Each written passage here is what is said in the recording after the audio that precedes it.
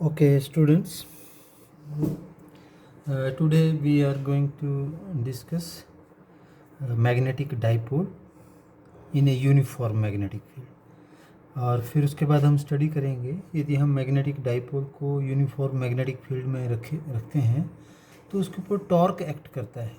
जैसे हमने electric dipole को इलेक्ट्रिक फील्ड के अंदर रखा था तो टॉर्क एक्ट किया था, उसी तरह से हम यहाँ भी कैलकुलेट करेंगे। तो पहला क्वेश्चन जो हमारे पास राइज करता है कि ये मैग्नेटिक डाइपोल होता क्या है। तो magnetic dipole is a pair of magnetic poles of equal and opposite strength separated by some distance.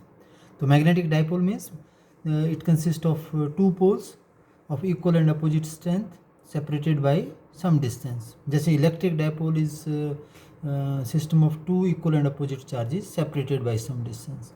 तो मैग्नेटिक डाइपोल को हम एक बार मैग्नेट जो है वो भी एक मैग्नेटिक डाइपोल एक्ट करता है। तो इसमें एक एंड नॉर्थ होता है और एक एंड साउथ होता है। इनकी जो पोल स्ट्रेंथ होती है उसको हम QM कहते हैं। ये मैग्नेटिक डाइपोल स्ट्रेंथ है। मैग्नेटिक जैसे वहाँ चार्ज Q होता था, यहाँ QM मैग्नेटिक पोल स्ट्रेंथ होती है। इनके बीच का जो डिस्टेंस है उसको मैं 2L कह देता हूँ। इन दोनों पोल्स के बीच का जो डिस्टेंस है उसको 2L कह देता हूँ। तो 2L जो है वो लेंथ ऑफ मैग्नेटिक डाइपोल है। जैसे हमने इलेक्ट्रिक डाइपोल में पढ़ा है वैसे ही बिल्कुल सिमिलर ये काम करता है। वहाँ चार्ज होते हैं, यहाँ दो पोल्स होते हैं, नॉर्थ पोल और साउथ पोल होते हैं। तो जैसे हमने इलेक्ट्रिक डाइपोल में डिफ़ाइन किया था वैसे ही हम यहाँ पे डाइपोल मोमेंट डिफ़ाइन करेंगे। डाइपोल मोमेंट क्या होता है? डाइपोल मोमेंट होता है, जैसे इलेक्ट्रिक डाइपोल मोमेंट को आप याद करें तो इलेक्ट्रिक डाइपोल मोमेंट होता था product of magnitude of either charge into distance, separation distance between two charges. यहाँ पर क्या होगा, जो मैग्नेटिक डाइपोल मोमेंट है उसको हम वाई लेटर M लिखेंगे। M is equal to product of magnitude of either pole strength. इन दोनों पोल स्ट्रेंथ में से किसी एक की पोल स्ट्रेंथ बराबर होती है तो वो QM उसका मैग्नीट्यूड इनटू जो डिस्टेंस है इन दोनों पोल्स के बीच में उसका डिस्टेंस। तो इसको हम डिफाइन कर सकते हैं, magnetic dipole moment is defined as the product of pole strength of either pole and the distance between these two poles. तो ये इसको हम कहते हैं, ये वेक्टर क्वांटिटी है और इसकी जो डायरेक्शन होती है, जिस तरफ को ये लेंथ होती है उसी तरफ को इसकी भी डायरेक्शन होती है। तो लेंथ की डायरेक्शन किस तरफ को लेते हैं हम? द डायरेक्शन ऑफ लेंथ, ये हम जैसे हमने इलेक्ट्रिक डाइपोल में लिया था कि डायरेक्शन ऑफ डाइपोल होती है नेगेटिव से पॉजिटिव। तो यहाँ पर भी जो डायरेक्शन होती है वो साउथ से नॉर्थ की तरफ होती है। The direction of dipole moment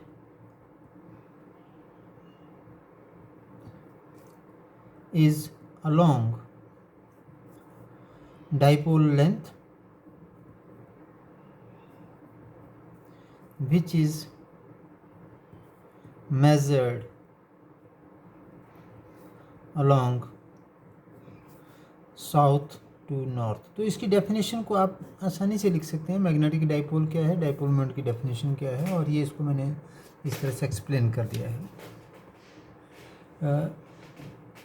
ये इसकी वैल्यू आ गई हमारे पास। ओके, तो इसके यूनिट भी आप कह सकते हैं। इसके जो पोल स्ट्रेंथ के जो यूनिट होते हैं, unit of pole strength, unit of pole strength जिसको हम QM कह रहे हैं, unit of pole strength QM, इसके यूनिट होते हैं एम्पियर मीटर। इसको पढ़ते हैं हम एम्पियर मीटर। तो फिर डाइपोल मोमेंट के यूनिट क्या होंगे? Unit of dipole moment QM के यूनिट बन गए एम्पियर मीटर। आगे क्या है? लेंथ है, लेंथ के यूनिट क्या बन गए? मीटर। तो क्या बन गए? Ampere metre square. अभी जो मैग्नेटिक डाइपोल है ये ज़रूरी नहीं है कि एक बार मैग्नेट ही हो। मैग्नेटिक डाइपोल जो है वो एक एटम भी मैग्नेटिक डाइपोल की तरह एक्ट करता है। एक करंट लूप भी मैग्नेटिक डाइपोल की तरह एक्ट करती है। करंट लूप में क्या होता है कि करंट लूप में एक फेस जो है वो नॉर्थ एक्ट करता है तो दूसरा फेस उसका साउथ एक्ट करता है। जैसे मान लीजिए ये हमारे पास करंट लूप है, यदि ये ऊपर का जो फेस है ये नॉर्थ एक्ट करेगा तो ये जो नीचे वाला फेस है ये साउथ एक्ट करेगा। तो ये करंट लूप भी एक मैग्नेटिक डाइपोल की तरह ही एक्ट करती है। तो कहने का मतलब मैग्नेटिक डाइपोल सिर्फ यही नहीं होते, एक एटम भी मैग्नेटिक डाइपोल एक्ट करता है, क्योंकि एटम के अंदर क्या होता है, न्यूक्लियस होता है। न्यूक्लियस के चारों तरफ जो है वो इलेक्ट्रॉन घूमते हैं, तो मूविंग इलेक्ट्रॉन जो है वो करंट के बराबर होता है, और करंट जो है वो मैग्नेटिक फील्ड पैदा करता है, और मैग्नेटिक फील्ड की वजह से ये मैग्नेटिक डाइपोल बनता है। तो ये बड़ा सिंपल सी बात है इसकी। इसमें हम ये भी बता सकते हैं कि जो इसकी जो लेंथ है, मैग्नेटिक डाइपोल की जो लेंथ है उसको ज्योमेट्रिक लेंथ से कम होती है वो। और इसको हम ये भी कह सकते हैं कि यदि हम इसको मैंने बताया था कि इसको कट करें अलोंग द लेंथ तो इसकी जो मैग्नेटिक डाइपोल मोमेंट है वो हाफ बन जाता है। जैसे मैं इसको मान लीजिए ऐसे कट कर देता, इस डाइपोल को दो हिस्सों में काट देता, एक ये छोटा पतला और एक दूसरा पतला। लेंथ तो सेम रही लेकिन इनकी जो पोल स्ट्रेंथ है वो हाफ हो जाती है। तो जो डाइपोल मोमेंट बनेगा, अब इसका जो डाइपोल मोमेंट बनेगा, इसका जो डाइपोल मोमेंट बनेगा, पहले की पोल स्ट्रेंथ पहले QM थी जब ये इकट्ठा था, लेकिन अब कितना हो गया ये QM/2 इंटू 2L। तो जो पोल स्ट्रेंथ है, जो मैग्नेटिक डाइपोल मोमेंट है वो पहले से हाफ हो जाता है। तो यदि आपसे ये क्वेश्चन पूछा जा सकता है कि if magnet is cut along its length, if a magnet is cut along its length what will happen to its dipole moment, तो आप कह सकते हैं कि जो डाइपोल मोमेंट है that will become half of इस प्रीवियस वैल्यू। और यदि इससे क्वेश्चन पूछा जाए कि if a magnet is cut perpendicular to its length, यदि मैं इसको ऐसे काट देता एक मैग्नेट और इसको दूसरे का ऐसे, एक मैग्नेट को इस तरह से दो हिस्सों में काट देता, तो इसकी जो मैग्नेटिक डाइपोल मोमेंट है वो सेम रहता है, उसमें कोई फ़र्क नहीं पड़ता। वो क्यों नहीं पड़ता फ़र्क यहाँ पे, क्योंकि हमारे पास जो है इसमें भी फ़र्क पड़ता है हमारे पास, क्योंकि इसकी लेंथ जो है वो अब हाफ हो जानी थी। ठीक है, तो ये इस चीज़ को आप अंडरस्टैंड कर सकते हैं। इसके बाद हम ये तो मैंने मैग्नेटिक डाइपोल का कंसेप्ट आपको अंडरस्टैंड करवाया। अब हम निकाल सकते हैं torque on a magnetic dipole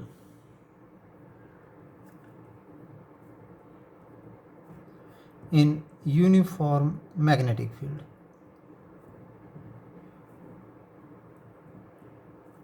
in uniform magnetic field तो हम क्या करते हैं, हम मैग्नेटिक फील्ड बनाते हैं। मैग्नेटिक फील्ड को हम लाइन से रिप्रेजेंट करते हैं कि ये लाइंस जो हैं, this is a uniform magnetic field, ये लाइंस इक्वल डिस्टेंस पे हैं।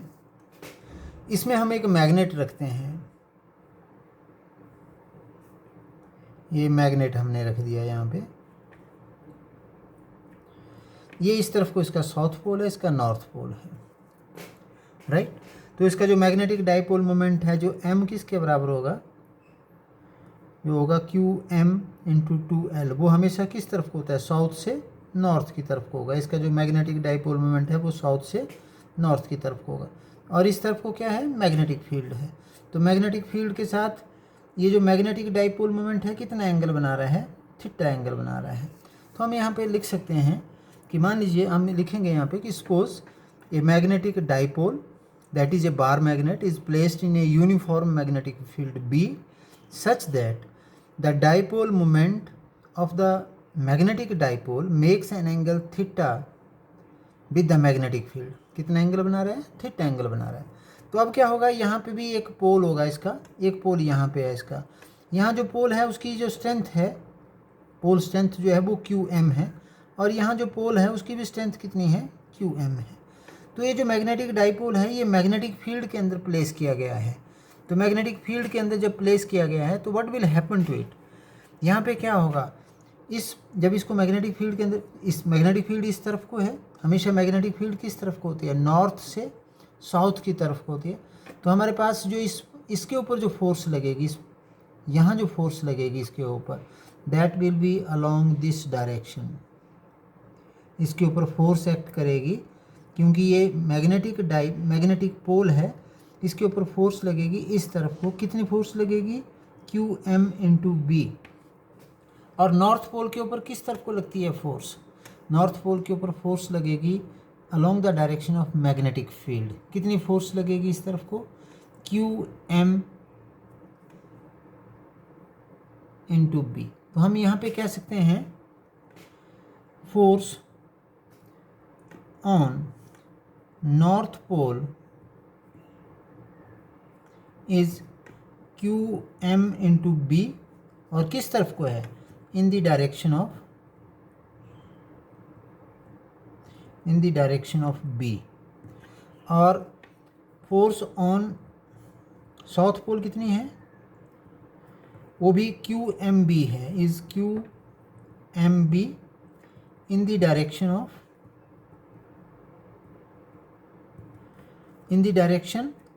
Opposite direction of B, in the direction opposite to B. ये इस तरफ को अब ये दो फोर्सेज हैं, एक इस तरफ को लग रही है, एक इस तरफ को लग रही है। दोनों फोर्सेज कैसी हैं? बराबर है। ये भी QMB है, ये भी QMB है, लेकिन दोनों की डायरेक्शन कैसी है? अपोजिट है। और इनके जो लाइन ऑफ एक्शन है वो भी कैसे हैं? वो भी डिफरेंट है। इसके लाइन ऑफ एक्शन ये है, इसका लाइन ऑफ एक्शन ये है। तो ये जो दोनों फोर्सेज हैं, these two forces are equal and opposite, and their line of action is different, and their line of action is also different। तो क्या बनाएंगे ये दोनों फोर्सेस? क्या बोलते हैं दोनों फोर्सेस को? ऐसी दो फोर्सेस जो इक्वल एंड अपोजिट हो और उनके लाइन ऑफ एक्शन भी अपोजिट हों, डिफरेंट हों, उन दोनों फोर्सेस को हम क्या कहते हैं? उन दोनों फोर्सेस को, जब ऐसी दो फोर्सेस को, उसको कपल कहते हैं। Such forces are called couple। इनको कपल कहते हैं, इन फोर्सेस को कपल। और ये जो कपल है, इसकी वजह से टॉर्क कितना एक्ट करेगा? So torque due to couple मतलब couple is a set of two forces. दो फोर्सेस की जो सेट है उसको कपल कहते हैं। उसकी वजह से टॉर्क कितना होगा? Torque is equal to magnitude of either force, ये हमने पहले भी पढ़ा हुआ, magnitude of either force into perpendicular distance. इसको हम परपेंडिकुलर पढ़ते हैं, perpendicular distance between line of action of two forces. ये जस्ट रेपिटेशन है पहले के आर्टिकल का। तो tau is equal to, line of action कहाँ है इनका? परपेंडिकुलर डिस्टेंस क्या है? ये है परपेंडिकुलर। एक का लाइन ऑफ एक्शन है ये, दूसरे का है ये, तो परपेंडिकुलर डिस्टेंस हो गया ये। इस परपेंडिकुलर डिस्टेंस को मैंने z कह दिया। ये n है इधर, तो nz। तो क्या बन गया ये? हम यहाँ पे लिख सकते हैं torque is equal to, magnitude कितना है? QMB, ये फोर्स का मैग्नीट्यूड है, इनटू nz। अब इसे nz की वैल्यू निकालनी है। इस ट्राइंगल से देखिए, फ्रॉम ट्राइंगल SNZ, ये साइड जो है ये परपेंडिकुलर है और ये हाइपोटेन्यूज है। तो परपेंडिकुलर अपॉन हाइपोटेन्यूज, ये साइन थीटा होता है। From triangle SNZ, sine theta हो गया परपेंडिकुलर, कितना है वो? NZ अपॉन हाइपोटेन्यूज कितना है? वो है SN। तो कितना बन गया? देयरफॉर NZ किसके बराबर आ गया? SN sign theta. ये SN किसके बराबर है? SN मतलब S से लेकर के N तक की जो डिस्टेंस है, S से N तक का जो डिस्टेंस है वो 2L के बराबर है। तो 2L साइन थीटा। तो हम यहाँ पे लिख सकते हैं इसकी जगह पे, torque is equal to QMB Q M B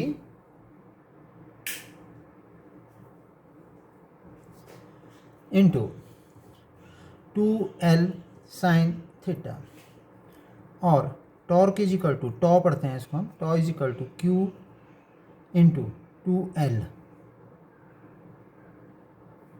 Q M into 2L, Q M into 2L B sine theta. ये क्यू एम इंटू 2L क्या होता है, ये मैंने आपको पहले बताया। क्यू एम अपॉन 2L किसके बराबर है, m, और tau is equal to M B sine theta. ये m क्या है, ये है dipole moment, magnetic dipole moment. तो ये वैल्यू हमारे पास आ गई टॉर्क की, और torque is equal to m cross b। आपने पढ़ा हुआ है ये क्रॉस प्रोडक्ट है। यदि क्रॉस प्रोडक्ट की जो वैल्यू आती है वो m b साइन थीटा आती है, ये हमने वेक्टर प्रोडक्ट में पढ़ा, तो ये हम इसको क्रॉस प्रोडक्ट भी ऐसे भी इसको लिख सकते हैं। तो ये हमारे पास टॉर्क की वैल्यू आई। टॉर्क मैक्सिमम कब लगेगा, if theta is equal to 90 degree, तो torque is equal to M B, that is maximum.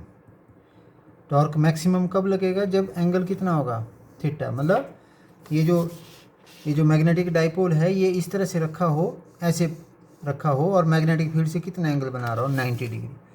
और यदि थीटा की वैल्यू 0 डिग्री हो और 180 डिग्री हो, देन क्या होगा, साइन 0 डिग्री और साइन 180 डिग्री कितना होता है, ये इसकी वैल्यू साइन 0 डिग्री या साइन 180 डिग्री कितना होता है, वो 0 होता है। तो कितना टॉर्क आएगा, टॉर्क इज इक्वल टू 0।